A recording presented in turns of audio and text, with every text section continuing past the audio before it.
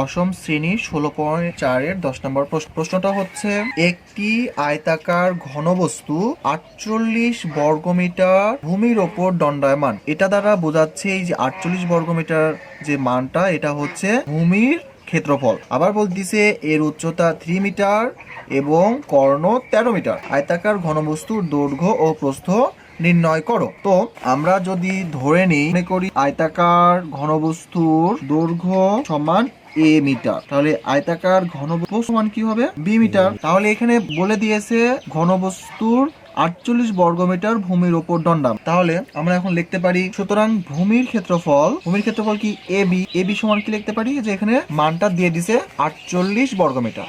তাহলে 48 লিখলাম, 48 বর্গ মিটার। ঠিক এখানে আরেকটা মান দিছে, সেটা হচ্ছে কর্ণ 13 মিটার। তো আমরা কি জানি? কর্ণ সমান জানি। তো এখন লিখি আয়তাকার ঘনবস্তুর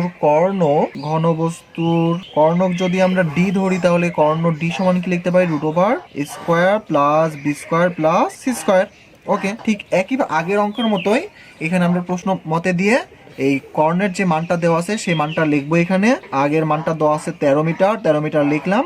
লেখা শেষে যে সূত্রটা জানি সেটা লিখবো, √square plus B square plus C. এখন বা 13টা লিখলাম সমান, এখানে সি যেটা দেওয়া আছে না, সি এর মানটা আমাদের জানা আছে, কারণ এখানে বলে দিছে উচ্চতা 3 মিটার। তাহলে উচ্চতা, এই সি তো হচ্ছে উচ্চতা, তাহলে সি এর মানটা আমরা এখানে বসাই দেবো। তাহলে √square plus B square plus C কত? 3 উপর স্কয়ার। তাহলে বা এই উভয় পক্ষকে এখন বর্গ করে দেব। উভয় পক্ষকে যদি বর্গ করি তাহলে এত হলো √square plus B square plus 9। 3 উপর 3 কে করলে কত হয়? 9 হয়। তাহলে স্কয়ার বা এটা যদি বর্গ করি তাহলে 169, আর এই স্কয়ার এই রুটটা কি কেটে গেল, তাহলে square plus B square plus 9। তাহলে কি লিখতে পারি আমরা? বা স্কয়ার প্লাস বি স্কয়ার সমান 19 মাইনাস 9। সুতরাং স্কয়ার প্লাস স্কয়ার সমান 160। এটাকে 1 নাম্বার সমীকরণ দিলাম।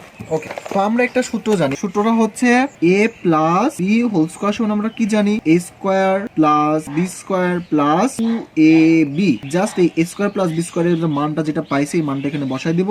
কত? স্কয়ার প্লাস বি স্কয়ারের মান হচ্ছে 160 প্লাস 2ab বলতে কি? ওই যে বর্গমিটার যেটা মানটা দেওয়া ছিল, এই যে 48 বর্গমিটার, এই 48টা বসায় দিব। তাহলে কত হচ্ছে? এটা যদি ক্যালকুলেশন যোগ করি তাহলে হচ্ছে 256।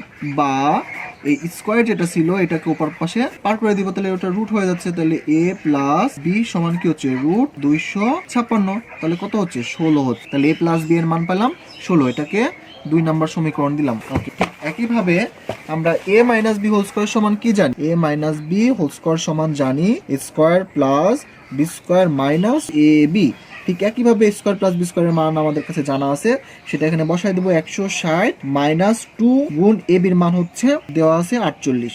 ওকে, তাহলে এখানে এটা যদি আমরা ক্যালকুলেশন করি তাহলে কত হচ্ছে? 64। বা a মাইনাস বি সমান √64 সমান 8। এটা হচ্ছে 3 নাম্বার সমীকরণ। তো 2 নাম্বার সমীকরণ আর 3 নাম্বার সমীকরণ এখন যোগ করব। 2 যোগ 3। তাহলে 2 নম্বরে কি ছিল? a প্লাস বি সমান ছিল 16, আর 3 নম্বরে পাইলাম a মাইনাস বি সমান 8। দুইটা যদি যোগ করি তাহলে কি হচ্ছে? 2a সমান হচ্ছে 24। সুতরাং a সমান কত হলো? 12। ঠিক একইভাবে এটা আমরা চাইলে 2 আর 3 বিয়োগ করতে পারি এখন, অথবা এই এর মানটা আমরা 2 নম্বর সমীকরণে বসাতে পারি। ওকে, তাহলে আমরা এটাই করি, এর মানটা 2 নম্বর সমীকরণে বসাই। তাহলে কত হচ্ছে? a প্লাস বি সমান আমাদের জানা ছিল 16, সুতরাং এর মানটা যদি বসাই দিই তাহলে কত হচ্ছে? 12 প্লাস ইকুয়াল 16। সুতরাং বি সমান কত হচ্ছে? 16 মাইনাস 12, সুতরাং বি সমান 4।